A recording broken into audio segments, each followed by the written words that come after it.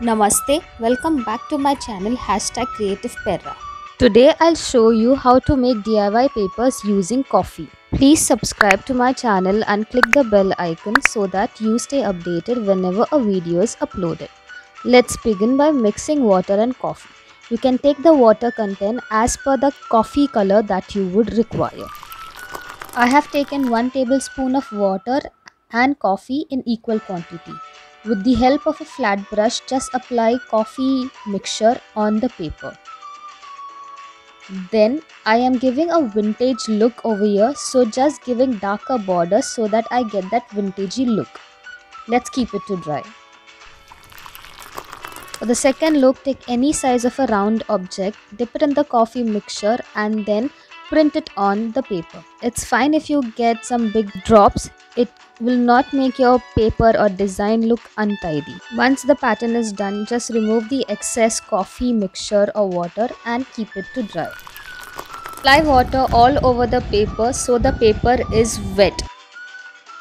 Using your finger, just go sprinkling the coffee water or mixture on the paper which needs to be dry so that you get the sprinkly coffee look on the paper or pattern on the paper. Once you are done, just keep it to dry. Again, use your fingers and put droplets on the paper. Use a straw, blow it off on the droplets so that you get a blowy splash coffee pattern on the paper. You can overlap over the patterns. It is not going to make it messy. Once done, keep it to dry. Take a flat brush and just apply the coffee mixture all over the paper. You can choose the shade that you want, whether you want a lighter shade or a darker shade.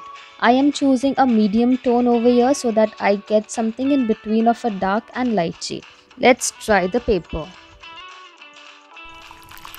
Same procedure like the last one, applying the coffee mixture all over the paper.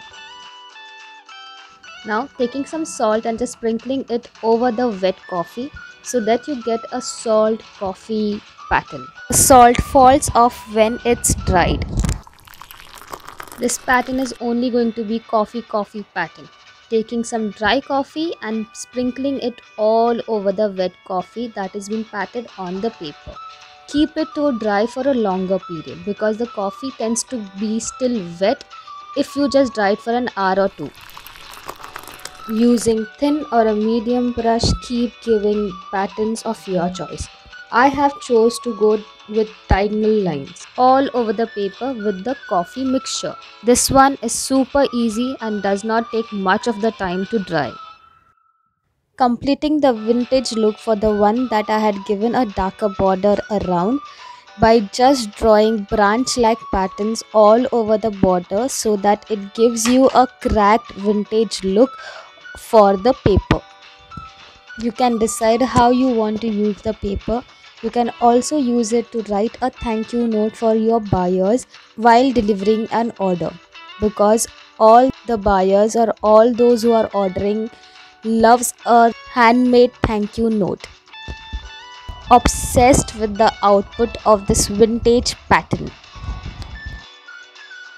This is how the output comes when the paper gets dried up, which can be used for any purpose like a thank you note for your customers or buyers, or like a bookmark, or just to write letter to your loved ones.